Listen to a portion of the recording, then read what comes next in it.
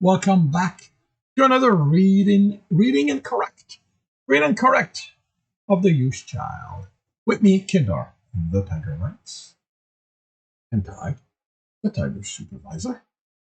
Today, we are doing chapter 29. The terror roller had seemed gigantic to his young self, low to the ground as long as Tristan had been tall, and with a dirty and smelly fur. He'd been terrified of it, but after the half-day trek through the forest, he'd been famished. His father had told him he wouldn't eat until he caught it. You need to learn how to hunt, boy. I'm not spending my life doing it for you. He'd had questions like what would he do with a beast like that? But he learned the hard way that that when his father gave an order, he didn't question it. He just obeyed. Its claws weren't long, but they were sharp. And after a few cuts, Tristan worked harder at avoiding them. He jumped on his back, got thrown off, and clawed again. He didn't cry out. Crying out meant more time in the cage alone. He hated the cage. Stop your whining, his father said the first time he'd thrown Tristan in the cage. Survivors don't whine. They stare down the world and tell it to go fuck itself. His father had thought small. He jumped on its back again, wrapped his leg around its lower torso and arms around its neck. It bucked, ran, and screeched, but Tristan held on. And eventually it slowed, became still, except for its panting. He didn't let go. It was his first time catching a terror roller, but he'd already worked out it was coming. He rolled on his back. He rolled on its back, pulling it with him. It kicked and shook, but it was too late. He had it. He looked at his father, smiling triumphantly. The adult, in his brindled gray fur, hadn't been impressed. He'd learned that nothing ever impressed him.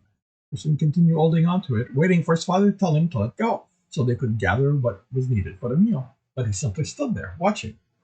His father finally gave an annoyed sigh. Well, what are you waiting for? Aren't you hungry? Tristan hadn't understood what his father meant. He'd caught it like he'd been told. He should start preparing their meal, and then he understood. Then he did understand. He knew where their meat came from. He'd watched his father skin and butcher many animals. Only he didn't mean to butcher this one. He looked at his father. He couldn't have been serious, but his father always was. But his father was. Okay, but his father always was. But his father always was, and now he was also getting impatient. He felt sick, but he didn't show that either. He wanted to let it go, but to disobey his father meant a punishment worse than the cage. It meant a beating. He fought the bile that rose and sunk his teeth in the terror roller's tough hide. He held on tighter to its crushing body, tasted blood and pulled, and to the sound of ripping flesh, he began chewing. Tristan shook himself. He hadn't thought of those days in a long time. It was watching the boy in the clearing at the edge of the wood. Alex's question had stirred the past. I'd be trying to catch my next meal, he replied flatly. Alex stared. Are you telling me you had to hunt your own food at his age? His tone became pained. What about your parents? Didn't they? Drop it. Tristan snarled and immediately rebuilt it. He gave Alex a smile. It's all fine. He began standing, but stopped as Alex reached for him. Thankfully, he stopped the motion. Tristan, you can't just smile something like that aside. You need to. He recoiled at Tristan, leaned in, still smiling, but making sure the anger showed in his eyes. I said, it's fine. Continued to stare until Alex broke him, then headed for the boy. Alex needed to remember who Tristan was, and he needed to get this bad habit of caring under control. But getting killed for this job was over otherwise. The boy took a picture with his data pad, a green and purple flower along the grass. He sat back, swept the surface, read, swept again. Hey, buddy, what are you doing? Trying to identify this plant. He was comparing two images of single flower. You did that a lot you did that with a lot of them. Enjoying it? The boy nodded. I like knowing things. Tristan smiled. That's good. Knowledge never lets you down. My father must be really proud of you, of how you like learning. He told me he approved of the results of my tests. Did the academy bring you to many places like this so you could learn? No, I learned over the net there. My father didn't want me leaving the academy. He didn't want the bad men to get me. Tristan nodded. More likely, he didn't want anyone figuring out who the boy was. He hadn't expected this. His already low opinion of Orwell Academy to drop. But not only had they treated this child as a prisoner, but for all the fodder paid, they weren't even preparing him for the reality of the universe. Tristan had learned early that anyone who looked like they wanted to help you were suspicious.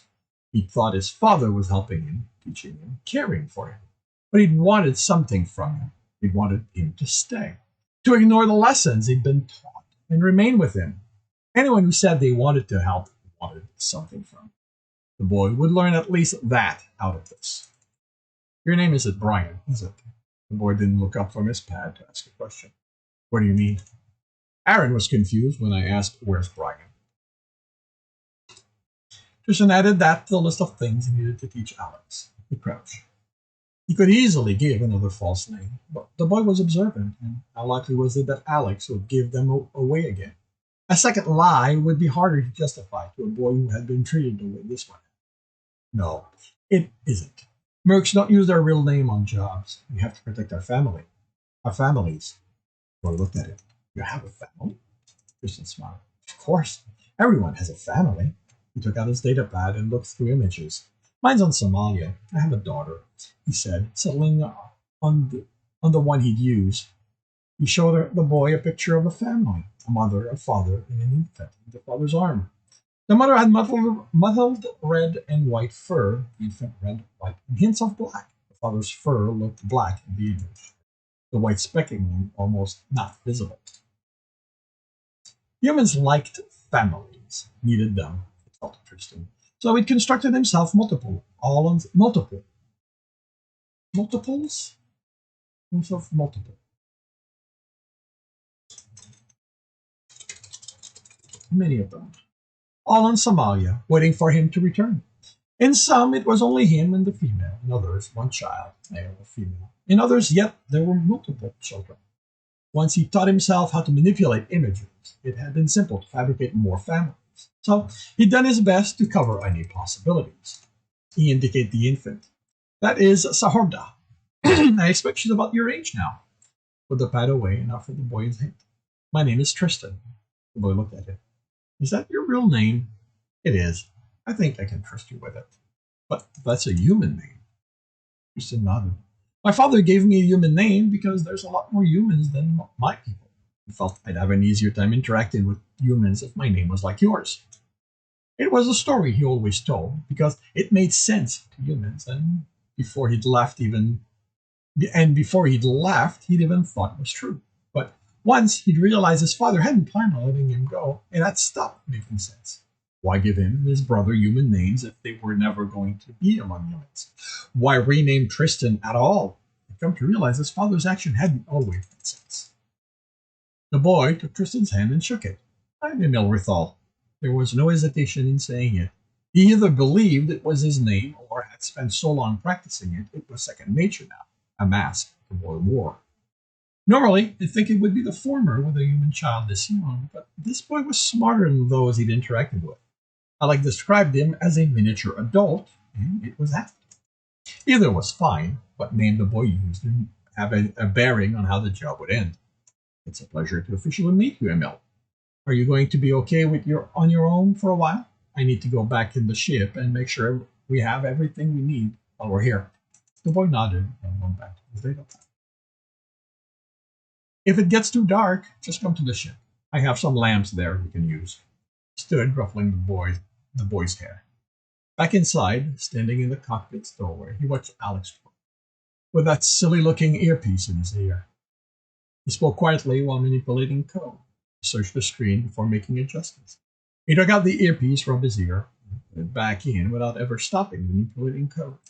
Tristan stepped closer, keeping his reflection off the screen, and moved his hand towards Alex's shoulder. He didn't react. How focused did Alex become? Was it because it was difficult for him to cope this way, or simply a consequence of the work?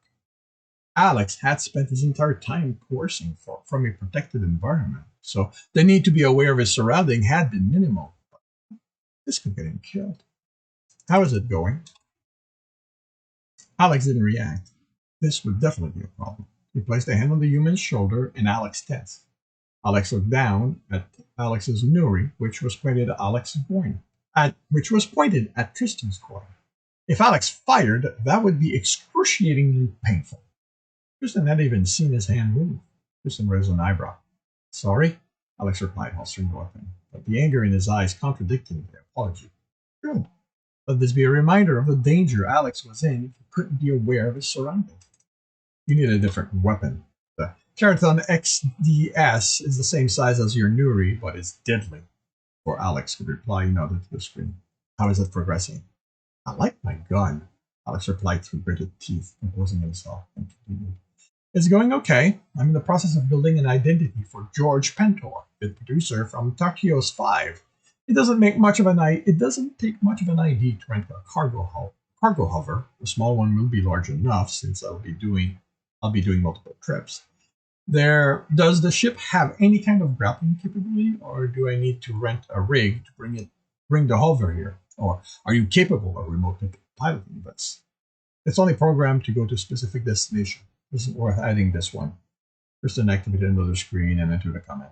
The underside is able to take hold of a hover. This was a cargo carrier before its previous owner repurposed it. You have the option of gravitatic or magnetic.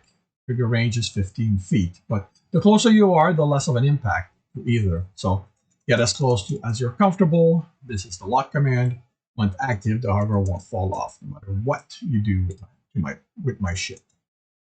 Alex nodded and studied the screen. He was still tense and relaxed while they talked. Tristan's tone and casual behavior would lead someone to relax, lead them to think they had nothing to worry about. But Alex knew about his masks and knew he had to worry anytime Tristan was close. Tristan patted him on the shoulder before heading to his cabinet, to a cabinet, looking through it for something he'd be able to feed the boy. Oh, the boy worked out Brian and Aaron aren't our real name. I gave him my real one. Feel free to give him yours. I told them we use false names to protect our families. I have a daughter and her mother in Somalia. Tristan looked over his shoulder as Alex got over the surprise. Why did you give him your real name?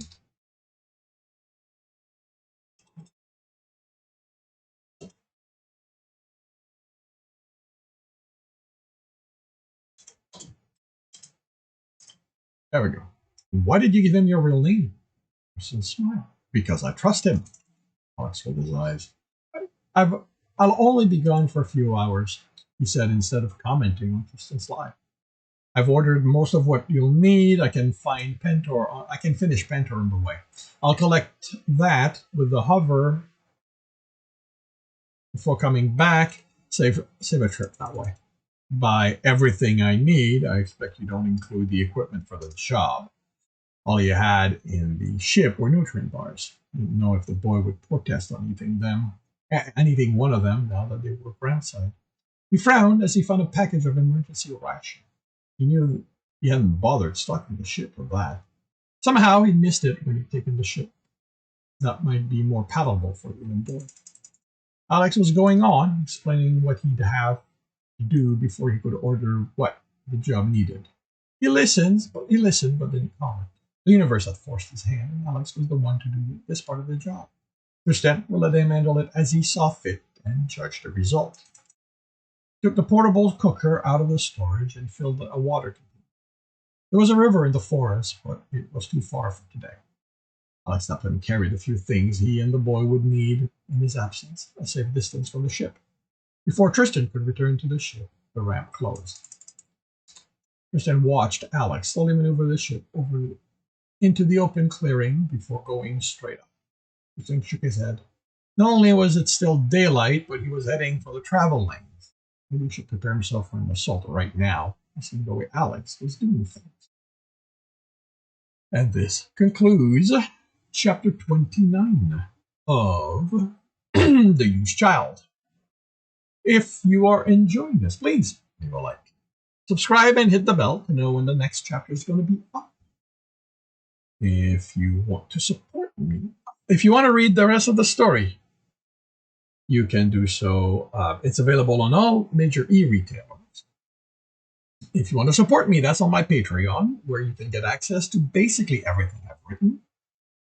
If you want to listen to me do these live, it's on Twitch every Tuesday morning, 8 a.m. Eastern Time. The links are in the note. And with that, I shall wish you a good day.